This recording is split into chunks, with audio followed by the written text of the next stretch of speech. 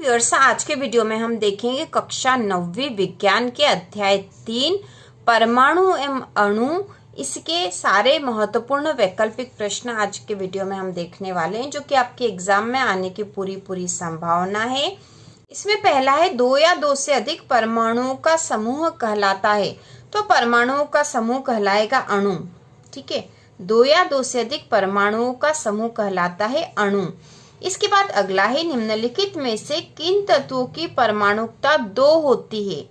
तो यहाँ जो तत्व दे रखे हैं, आर्गन एवं हीलियम, ऑक्सीजन और एवं हाइड्रोजन, फास्फोरस एवं सल्फर या उपरोक्त सभी। तो इसमें उत्तर आएगा ऑक्सीजन एवं हाइड्रोजन, इनकी परमाणुकता। ठीक है, परमाणुकता मतलब इनकी संयोजकता 2 होती है। इसके बाद है, मैग्नीशियम क्लोराइड का सूत्र होता है। तो मैग्नीशियम क्लोराइड का सूत्र हमें बताना है। तो मैग्नीशियम क्लोराइड का सूत्र होता है MgCl2, या वाला राइट है, MgCl2 मैग्नीशियम क्लोराइड का सूत्र है। इसके बाद अगला है, अमोनियम सल्फेट का सूत्र होता है। तो अमोनियम सल्फेट का सूत्र है NH4 2SO4।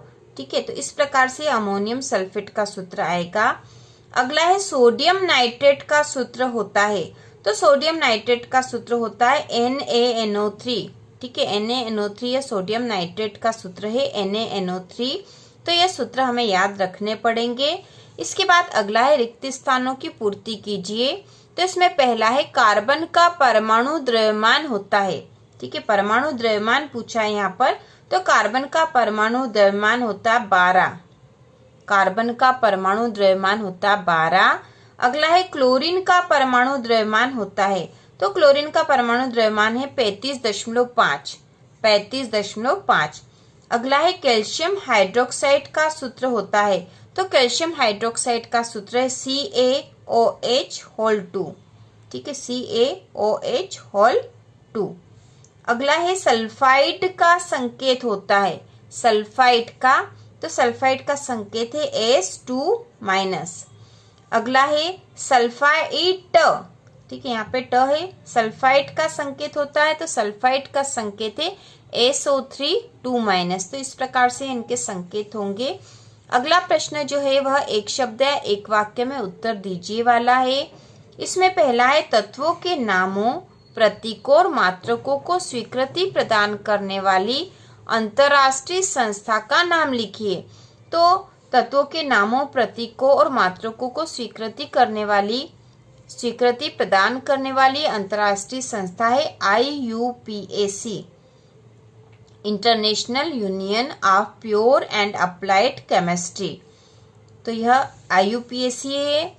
तत्वों के नामों, प्रतीकों और मात्रकों को स्वीकृति प्रदान करने वाली अंतरराष्ट्रीय संस्था है IUPAC। अगला है, स्थिर अनुपात का नियम किसने प्रस्तुत किया था। तो इसका उत्तर है जोसेफ प्राउस्ट ने। स्थिर अनुपात का नियम जोसेफ प्राउस्ट ने प्रस्तुत किया था। इसके बाद है, परमाणु त्रिज्या को किस इकाई से मापा जाता है।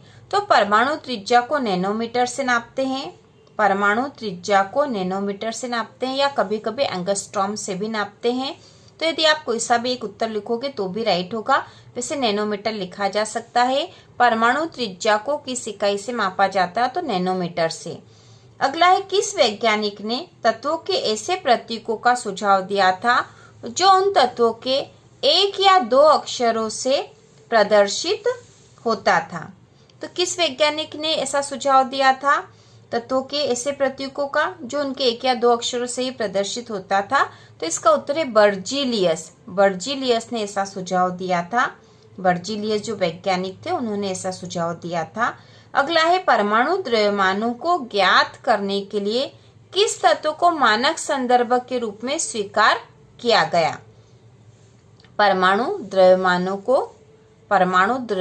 को ज्ञात करने के लिए किस तत्व को मानक संदर्भ के रूप में स्वीकार किया गया। इसका उत्तर है C12। C मतलब कार्बन 12। यह कार्बन का एक समस्थानिक है, कार्बन 12 के नाम से जाना जाता है और इसे मानक संदर्भ में स्वीकार किया जाता है।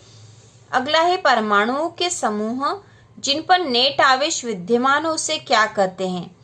परमाणुओं के समूह जिन पर नेट आवेश विद्यमान हो उसे क्या कहते हैं। तो उसे बहुपरमाणुक आयन कहते हैं। ठीक है, बहुपरमाणुक आयन कहते हैं। प्रकार से हमने अध्याय 3 परमाणु एवं अणु के महत्वपूर्ण ऑब्जेक्टिव क्वेश्चन कर लिए हैं। इसके बाद हम 2 और 3 नंबर के प्रश्न बाद में करेंगे। तो इसी प्रकार के और वीडियो देखने के लिए कक्षा 9वीं की संपूर्ण तैयारी के लिए चैनल को सब्सक्राइब कीजिए।